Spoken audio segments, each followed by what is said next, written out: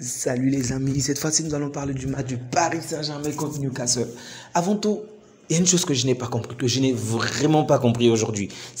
Mais qu'est-ce que les Parisiens ont foutu aujourd'hui? Mais qu'est-ce qu'ils avaient aujourd'hui? Vraiment, je n'ai jamais vu les joueurs du Paris Saint-Germain être autant maladroits, vraiment autant maladroits. Waouh! La domination du Paris Saint-Germain était claire et nette pendant tout le match. On ne peut même pas en vouloir au coach par rapport à ce match. Vraiment, on ne peut pas en vouloir à Enrique. Le Paris Saint-Germain a eu énormément d'opportunités, mais ils ont tellement été maladroits devant le pont adverse que même ce score de 1-1 partout a même l'air d'être injuste. Donc, suite à une passivité défensive, donc les joueurs n'ont pas assez pressé. Et ensuite, le gardien Donnarumma qui repousse la balle mais donne le mauvais camp au niveau du centre, au niveau de l'axe, au lieu de sortir la balle vers l'extérieur. Donc, l'adversaire va parvenir à marquer. Je crois que c'est Isaac qui marque. Ok, 1-0. Alors même que Newcastle marque 1-0 sur, on va dire, une action cadeau. Ok, il faut le dire ainsi, c'était un petit cadeau. Newcastle est pratiquement éteint. Ils ont de temps en temps des petites occasions, mais dans l'ensemble, Newcastle n'a pas réellement existé. En toute impartialité, Newcastle n'a vraiment pas existé. Tandis que du côté du Paris Saint-Germain, il y a vraiment eu cette envie-là d'aller de l'avant, de marquer et de pouvoir poursuivre le match. Ce qui est normal parce que le Paris Saint-Germain était pratiquement éliminé. Et donc, il y a vraiment eu de la domination du côté du Paris Saint-Germain. Mais en fait, le point à souligner, c'est juste le manque de créativité, le manque de réalisme des joueurs parisiens dans ce match.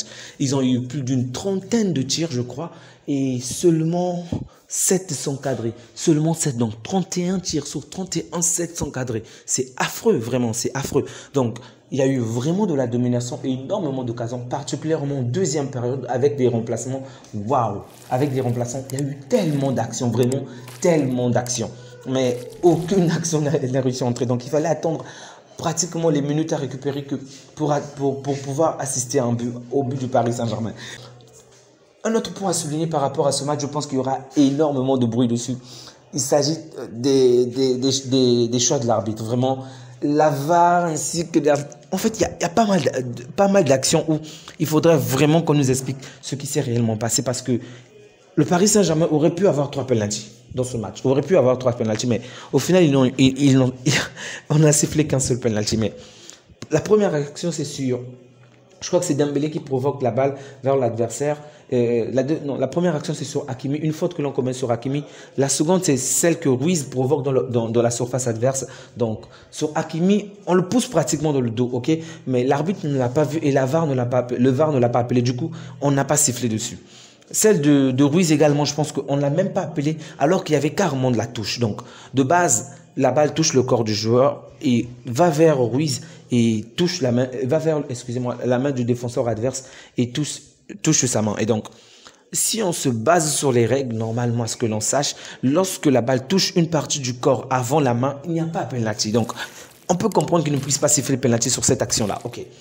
Mais ensuite, il va siffler sur la dernière action, alors que là également, la balle touche la main, le corps du joueur, mais ensuite il touche la main. C'est vrai que la main est toujours vraiment éloignée du corps, mais si on tient compte des règles, là encore, il ne devrait pas siffler penalty. Mais j'ai l'impression que l'arbitre a sifflé la faute sur cette action-là, juste pour comment dirais-je, pas pour se justifier, mais pour corriger toutes les erreurs qu'il y a eu bien avant, parce qu'il y a eu quand même des actions intéressantes où il pouvait siffler dans la surface en faveur du PSG. Il n'a pas sifflé. Donc, à la fin, j'ai eu l'impression que c'était vraiment un cadeau qu'il a offert au PSG, il faut le dire ainsi, on va dire un cadeau par rapport aux erreurs commises avant. Évidemment, s'il les avait données en faveur du PSG, certainement le PSG devait marquer ces pénaltys-là et même agrandir le score, parce qu'on a vu une fois que le PSG a marqué, mais on aurait dit que le match se passait dans le camp adverse, vraiment dans la surface adverse. Tout le temps, on avait des actions là-bas dans le camp de Newcastle. Vraiment, Barcola est bon, ok, je dois le dire. Je l'ai vraiment trouvé intéressant en termes de dribble, en termes de combinaison, mais oh, qu'est-ce qu'il a vraiment été vraiment nul. Je dis bien nul. Quand il fallait marquer, il a vraiment été nul dans le dernier geste. Il n'est pas le seul, bien évidemment. Dans ce match, nombreux d'entre eux ont commis des tas de fautes lorsqu'il fallait marquer, mais Barcola, avec le peu de temps qu'il a eu, en fait, c'était pratiquement des cadeaux qu'on lui donnait comme ça, Marc. C'est pas de sa faute, ok? Il y avait vraiment de la vitesse. Bon, il n'est pas totalement fautif, je devrais dire, mais bon sang, on sent très bien que c'est pas un neuf. Et heureusement qu'il y avait des neufs, mais ces occasions-là, tu les donnais à Giroud, mais Giroud te casse 5 à 4 buts avec le peu de temps qu'on l'a accordé.